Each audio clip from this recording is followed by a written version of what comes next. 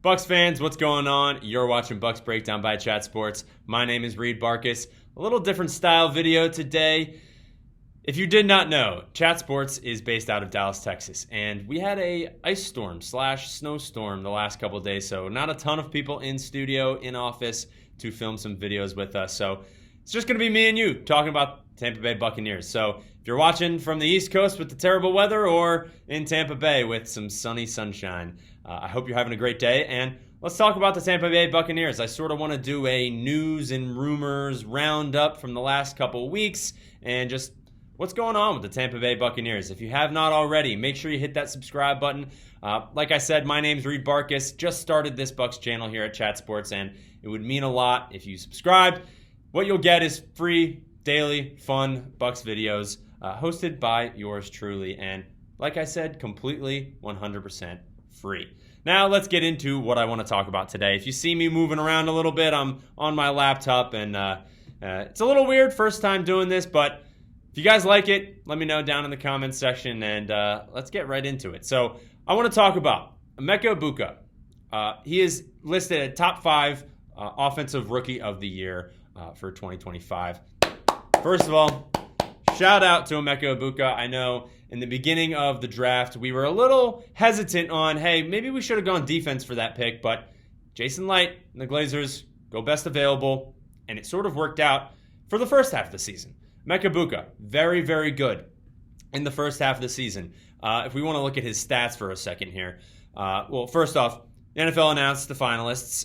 It's Jaxson Dart, TreVeyon Henderson, Tetairoa McMillan, and then Shough, as well as Emeka Egbuka. So a little bit of an NFC South takeover for the AP Offensive Rookie of the Year. Now, he had 63 receptions for 938 yards with 14.9 average per reception and 6 touchdowns. He finished second amongst rookies in receiving yards, and then yards after catch, 335, which was fantastic. I loved seeing him catch the ball and take off. That's what we need more of next year. But he was the September Offensive Rookie of the Month, and that's sort of something to remember is the first half of the season, he was fantastic. And then second half sort of disappeared. And is that on Emeka Egbuka maybe not getting open as much, or is that on a Josh Gazard thing where maybe he just wasn't scheming Emeka Egbuka for plays to get him open, or, you know, Jalen McMillan came back, but that was towards the end of the season, and Mike Evans. So I think next year, a guy like Zach Robinson should really focus on bringing back that first half of the season for Emeka Egbuka, because he's listed in top 5 for AP Offensive Rookie of the Year in 2025 when he disappeared in the second half of the season. So shout out to Emeka Egbuka. I hope he wins it. I don't think he will. If I had to guess, I think it's going to be Tetairoa McMillan from the Panthers or Shough from the New Orleans Saints. Like I said, an NFC South takeover.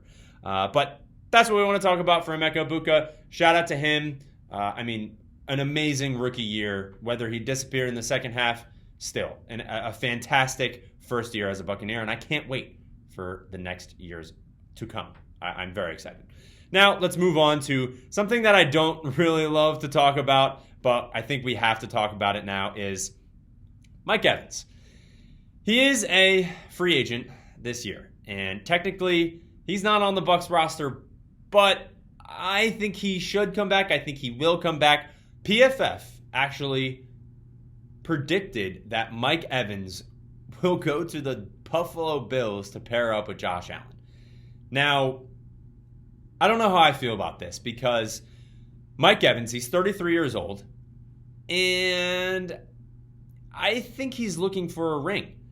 Another one to finish up. Obviously got one in 2020, but I think he's looking for another ring. And if he does want to go find one, it could be with the Buffalo Bills. The only thing that I think about is, do the Bills want to take a chance on an older veteran wide receiver who has some injury history? Now, I love Mike Evans. He is an absolute dog.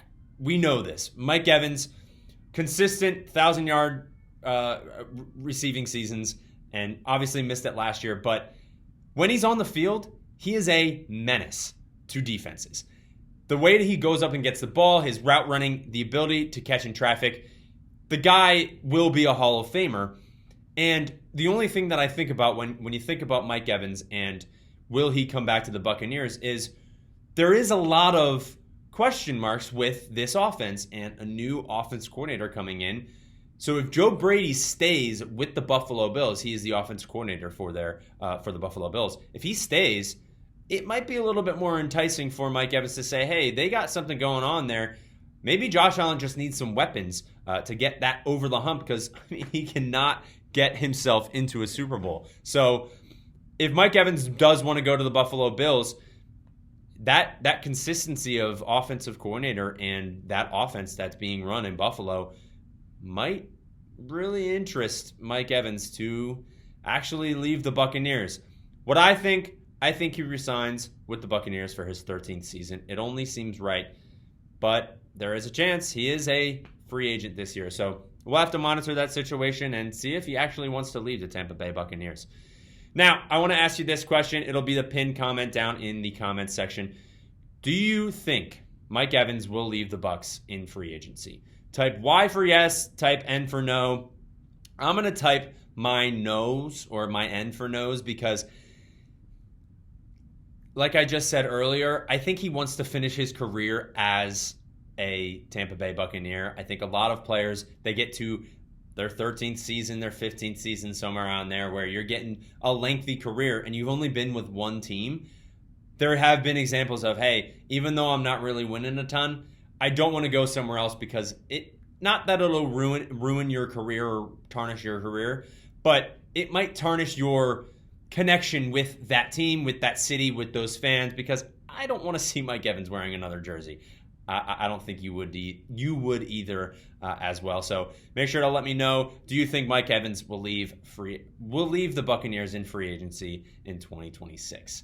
Moving on to the last, I kind of want to pair the last two things at the end here. I want to talk about Baker Mayfield and his tweets with Kevin Stefanski and his little beef there, and then Rachaad White and Yaya Diaby talking about Todd Bowles a little bit ago. This happened a couple weeks ago, but I still kind of just want to talk about it. Players talking about their teams, their careers, and just all social media stuff like that. So let's get into it. Now, I want to look at this tweet here. If you see my camera rumbling a little bit, it's because I'm looking on my laptop right now. But let's see.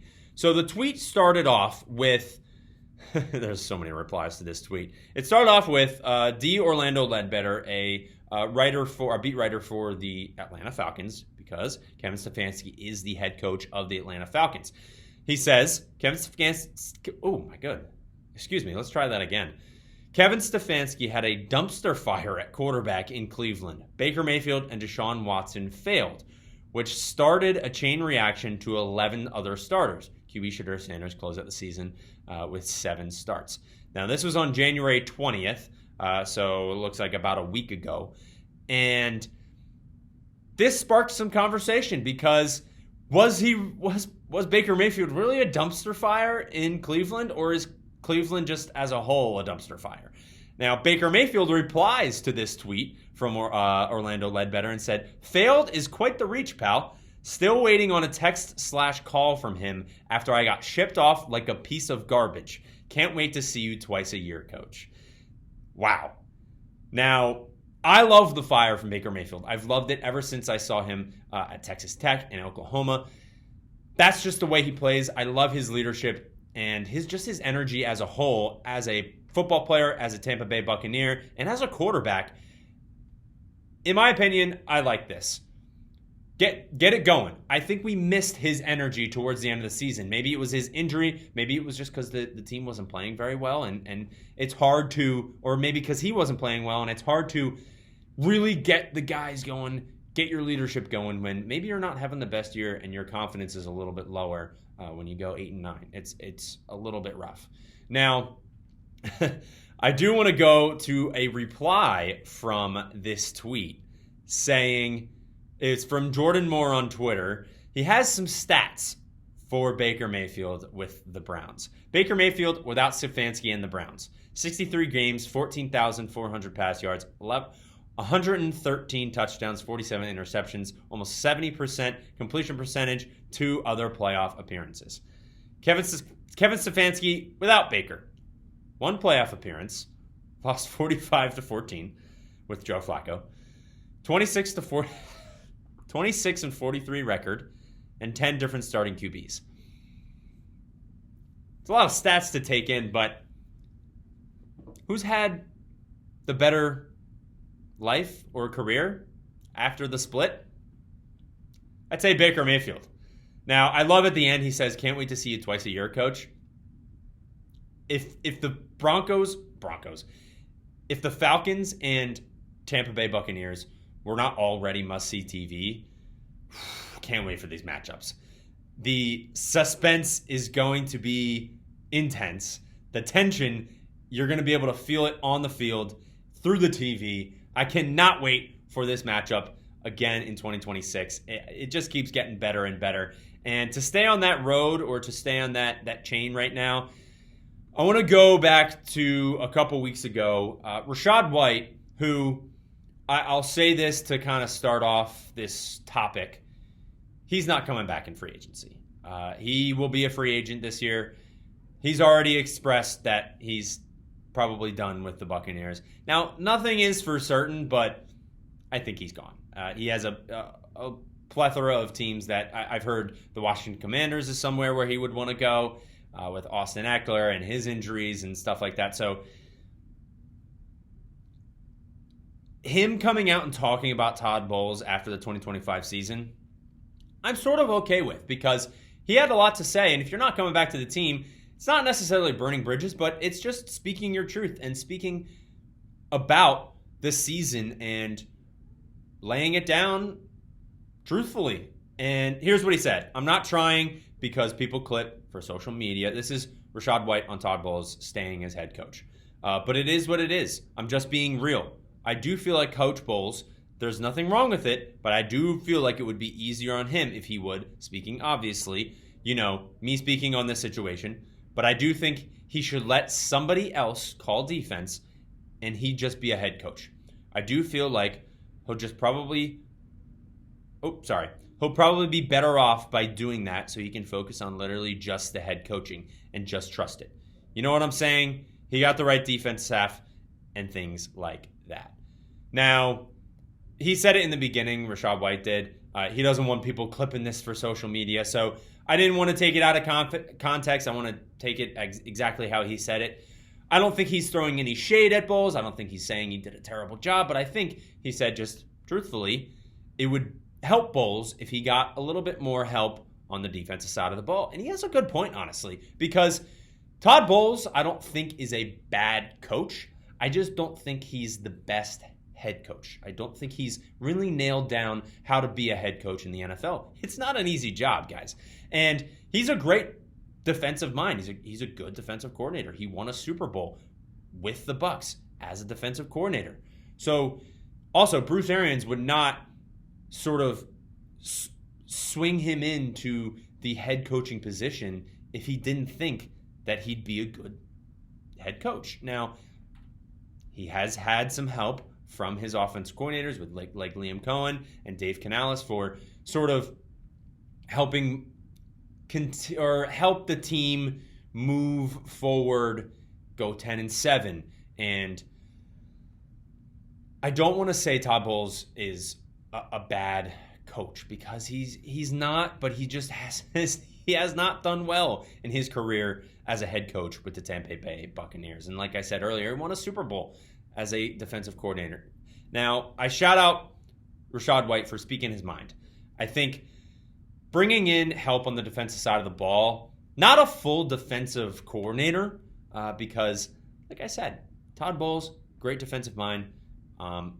He has a way of focusing. If he focuses on just the defense, I think we will have a better understanding of who he can be as a defensive coordinator / head coach, where he doesn't have to focus on the offense when you got a guy like Zach Robinson who has experience calling plays, he doesn't have to worry about the offense too much. He can focus on being a head coach and the defense instead of being a head coach, the defense, and worrying maybe the offensive side of calling the game in real-time situations. So Zach Robinson, I think, like I said, having that experience play calling will be able to help Todd Bowles focus more on the defensive side of the ball, where maybe he can focus more time in practice, because Yaya Diaby on Todd Bowles, this is from pewterreport.com, shout out to them, they do great work, love them, Matt Matera and Scott Reynolds, by the way. Yaya Diaby said this on Todd Bowles: "We had more walkthroughs this year than any other year. I'm not going to lie, I'm a straightforward guy. That's one of the things I do want to talk to Coach Bowles about, especially with me possibly being a captain next year. Just letting him know that has to change. We need to prepare the right way. We have to prepare to win." Now, something that pops up in my head is maybe he was focusing a little bit too much on the offensive side of the ball with Josh Grizzard and, maybe getting too involved in the play calling on offense and managing the game on the offensive side of the ball. So maybe he didn't have enough time to game plan during the week and really go through reps, real-time, real situational reps in practice rather than just the walkthroughs, because walkthroughs can be fine, but some guys need to have a real-life situation and find their spots on the field and pretend like it's a real game to really get those game reps. If you ever played sports or if you ever played basketball, their coach always saying, take game shots, take game shots. You don't want to shoot half-court shots because you're not going to shoot those in the game. Shoot mid-ranges, shoot layups, shoot three-pointers so that you can really get used to playing in the game. I think that is what Yaya Diaby's talking about. Maybe getting some help on that defensive side of the ball where Bowles can really dive deep into the practices and help these guys go through game time situations where maybe you don't lose to the Falcons and blow that lead because you had real-time reps and you know what to do on situations and on fourth down and long, and you don't give up that long pass on the right side. Maybe that is guys, the NFL is so tough to play in. The margin for error is very difficult. I mean, look at the AFC Championship. It starts blizzard snow, and the Broncos did not take that field goal early in the game, and Sean Payton decided to go for it on fourth down. That margin of error is so close that they could have tied that game with a field goal, and it would have been 10-10, say. Going to overtime, it's a blizzard. Anybody can win that game. You make one mistake, you make one play, anybody can win that game in overtime. Maybe the Broncos are in the Super Bowl. Maybe the Bucs win that game against the Falcons. There's no question that you get into the playoffs, and maybe you make a run. Somehow you make a run and you be in the Super Bowl. Now, obviously that's a stretch because this team had a long way to go in 2025 to try and get to the Super Bowl or even get to the playoffs. And they did it to themselves. But something like this where the players need to step up in 2026. Shout out to Yaya Diaby. Now, he said he, possibly being a captain next year. I think he should be a captain. I think he had a solid year this year. I think he has the right mindset to be a captain on this defense. And they need to step up in 2026 and take accountability. And Todd Bowles maybe take accountability for the, not necessarily walkthroughs, but maybe the preparation for these types of games and the season. So there's no shade to anybody. There's no shade to anything. I don't want to take anything out of context for Rachaad White because he is going to be on a different team next year, most likely. And he just spoke his truth. And shout out to him and shout out to Yaya Diaby for speaking up about what he wants for this defense, because that's what we need. We need guys who want to be out there, who want to lead this team, and who want to do better in 2026. Thank you guys so much for watching this video. I actually don't know how long it is. How long are we at here? We're at 20 minutes, so a little bit longer. I know I talked a lot, but if you made it to the end of the video today, thank you very much. I really, really appreciate you guys watching all the way to the end. It means a lot to me. I do a lot of work here at Chat Sports to make sure you guys are getting this fun content. And, I'm not competing with anyone. I mentioned Pewter Report earlier. They do great work. I listen to them all the time. I'm not competing with anyone. If you like watching me and you like watching them, you just get a double dose of Bucs news and Bucs content all year long. And I'll be here for the draft. I'll be here for free agency. I'll be here for the entire offseason. So make sure you don't go anywhere. Make sure you hit that like button. Hit the subscribe button if you haven't already. Trying to get to 1,000 subscribers. I think you guys see this mustache right here. If you made it to the end of the video, when we hit 1,000 subscribers on this channel, I'll start the video. I'll just shave this off right in the beginning of the video because it's fun. Why not? Let's have some fun out here. Let's talk about the Buccaneers. And like I said, if you haven't already, make sure to hit that subscribe button. I really appreciate it. Hope you have a great rest of your day, and we'll see you next time on the Buccaneers breakdown. Well, the Bucs breakdown. Man. A lot of talking. Thank you very much. And as always, fire the cannons.